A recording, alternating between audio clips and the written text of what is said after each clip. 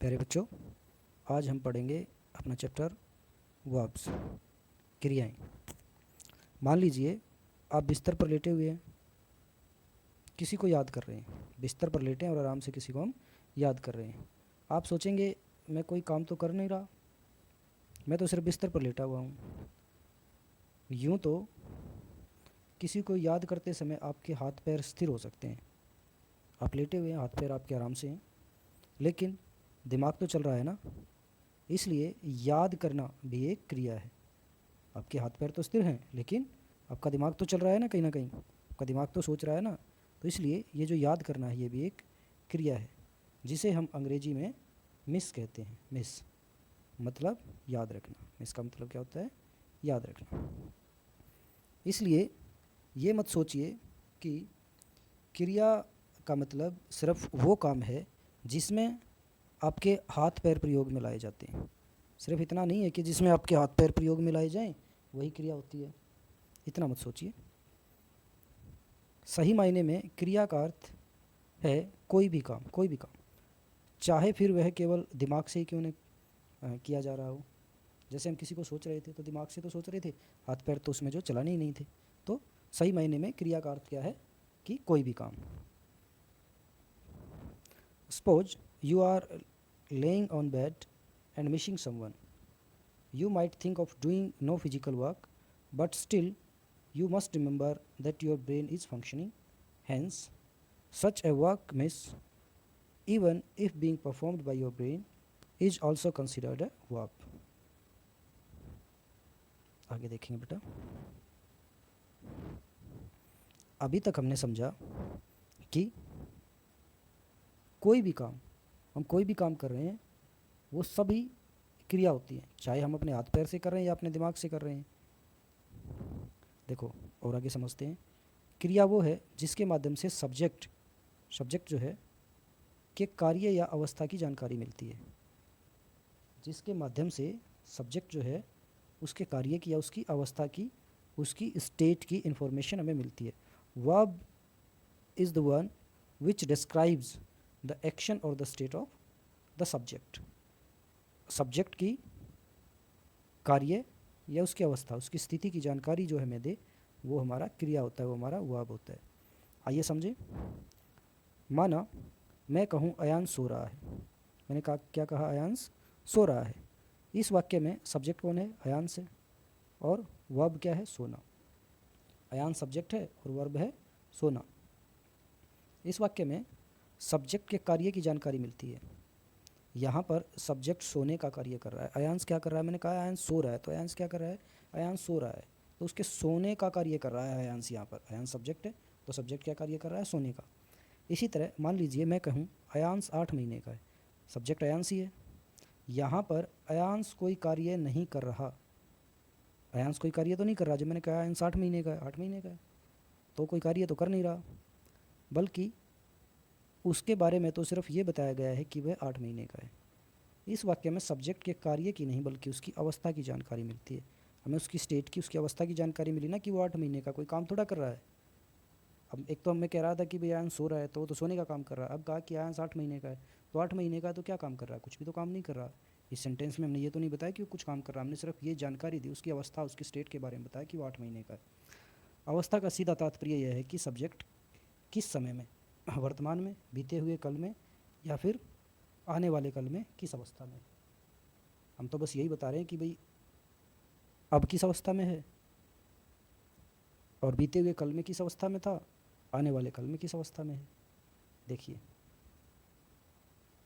इसके बारे में थोड़ा और बात करते हैं। सेंटेंस है हमारा, अयांश इज स्लीपिंग। अयांश सो रहा है। अयांश सोने का कार्य कर रहा है। क्या कार्य कर रहा है? सोने का। इस वाक्य में सब्जेक्ट के कार्य की जानकारी मिलती है। अब इस वाक्य में हमें जानकारी मिली कि सब्जेक्ट क्या कर रहा है? काम कर रहा है। उसके कार्य की जानकारी मिली। क्या कार्य कर रहा है? अयांश सोने का कार्य। अगला देखेंगे, Ayansh is 8 months old. Ayansh 8 महीने का है। इस वाक्य में सब्जेक्ट कौन है? अयांश के कार्य की नहीं बल्कि वर्तमान अवस्था की जानकारी मिलती है। हमने कहा अभी वो कितना है? 8 महीने का है। उसकी वर्तमान की अवस्था के बारे में हमें पता चला कि वो 8 महीने का, ये जानकारी हमें मिली। थोड़ा आगे चलते हैं। Ayansh was 8 months old. Ayansh 8 महीने का था। अब हम कुछ पहले की बता रहे हैं। इसमें क्या हो रहा है? इसमें इस वाक्य में सब्जेक्ट कौन है बेटा? अयांश। के कार्य की नहीं बल्कि बीते हुए समय की एक अवस्था की जानकारी मिलती है।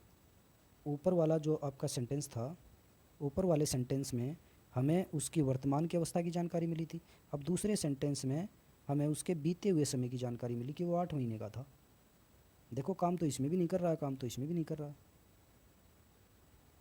आगे देखो, Ayansh will be 8 months old. इस वाक्य में सब्जेक्ट कौन है? अयांश।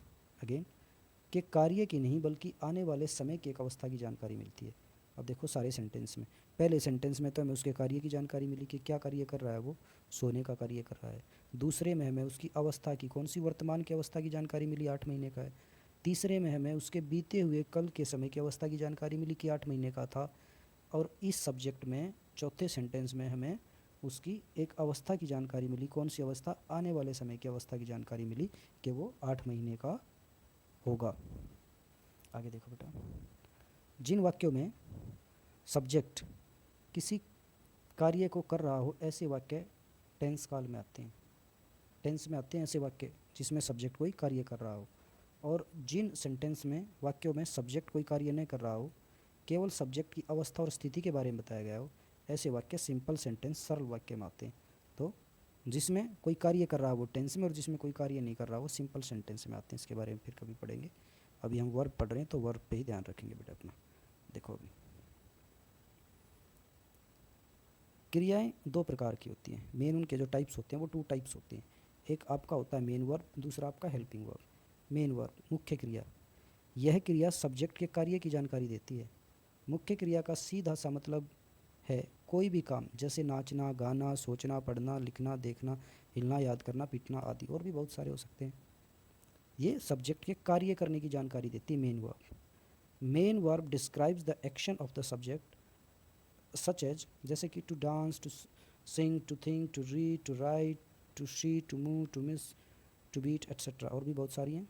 जरूरी नहीं कि काम वही हो जो हाथ पैरों से, यानी फिजिकल हो। वही काम नहीं जो हम हाथ पैर से कर रहे हैं, फिजिकल हो। अगर आप कुछ सोच भी रहे हों तो भी दिमाग काम कर रहा है, यानी मेंटल वर्क हो रहा है। कैसा वर्क हो रहा है? मेंटल वर्क हो रहा है। इसलिए सोचना भी जो है वो एक कार्य है। सोचना भी क्या है?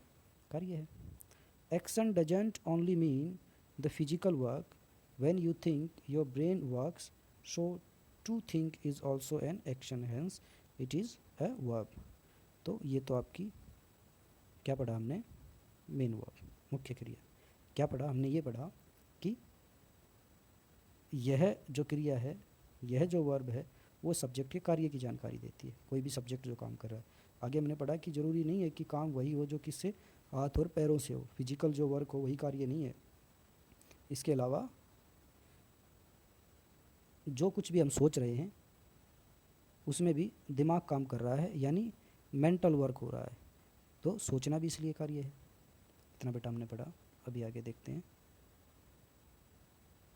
दूसरा होता है सहायक क्रिया, हेल्पिंग वर्ब। ऑक्सिलरी वर्ब्स भी इनको कहा जाता है। यह सब्जेक्ट की अवस्था के बारे में बताती है। यह क्रिया सब्जेक्ट की अवस्था के बारे में बताती है। ध्यान रखें, मेन वर्ब सब्जेक्ट के कार्य की जानकारी दे रही थी। हेल्पिंग वर्ब्स क्या कर रही हैं? सब्जेक्ट की अवस्था के बारे में बताती हैं। सब्जेक्ट के अनुसार हेल्पिंग वर्ब का प्रयोग किया जाता है। कुछ हेल्पिंग वर्ब नीचे दी गई हैं, is, am, are, was, were, has, have, had, do, does, did, will etcetera. अभी और भी हैं। अभी देखो आगे।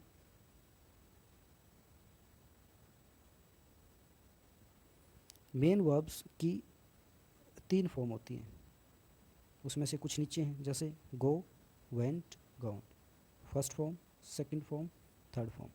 तो बेटा अभी आपने क्या करना है? अभी आपने ये सारी वीडियो को रोक करके लिखनी है। जैसे अभी आप इसको यहाँ तक रोक करके अभी लिख लेंगे, आप इसको यहाँ शुरू से लिख करके और यहाँ तक रीड तक लिख लेंगे।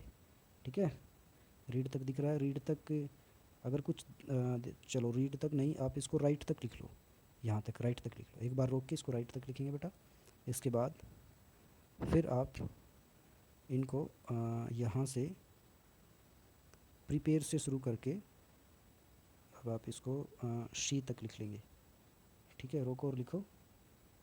और इसके बाद अब आप इसको इसी प्रकार से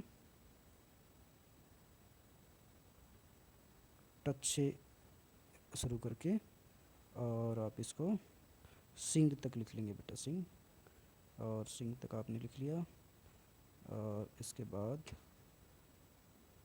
ऐसे ही लिखते जाएंगे रोक रोक के, जैसे जैसे आपको जो ठीक लगे। अभी जैसे इसको यहाँ से 9 से शुरू करके फीड तक लिख लो, और ऐसे ही अभी आगे आप इसको यहाँ रोक लेंगे, कंप्लेन से शुरू करके और इसको फ्लाई तक लिख लो, और फिर आगे आप इसको जो है अब्यूज से लिख करके अलाई तक सारी लिख लो। ऐसे ही बेटे अपनी सुविधा के हिसाब से आप इनको रोक रोक के लिख लें, और आपने लिख के इनको याद भी करना। ये बहुत इंपॉर्टेंट वर्ब्स हैं, इनको ज़रूर याद करना बेटे सबको। देखो एक बार रिवाइज कर लो, हमने वर्ब्स पढ़ी हैं, क्रियाएं हमने पढ़ी हैं। हमने ये पढ़ा कि हम सिर्फ जो भी काम हम जब कर रहे हैं, सिर्फ वो काम आपका हाथ पैर वाला काम ही नहीं, आप कुछ सोच भी रहे हैं, कोई दिमाग से भी काम हो रहा है, तो वो भी आपका क्रिया ही होगा, वर्ब ही होगा। हमने पढ़ा था कि वर्ब जो है वो सब्जेक्ट के कार्य या अवस्था या स्थिति की हमें जानकारी देता है। कार्य सब्जेक्ट जो कोई कार्य कर रहा है वो, या सब्जेक्ट की जो अवस्था है उसके बारे में हमें जानकारी देता है। ये सब चीज़ें हमने पढ़ी, आप इसको 1-2 बार पढ़ेंगे बेटा, आपकी ज़रूर समझ में आ जाएगा।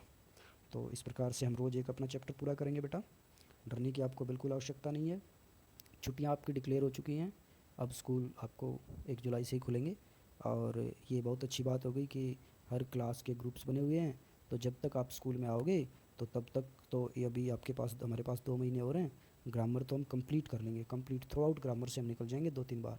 आपकी ग्रामर बिल्कुल क्लियर होगी जब तक आप स्कूल में आएंगे। बस आपने क्या करना बेटा, जितना काम आपको बताया जाए उतना काम आपने रोज़ करना है। Thank you.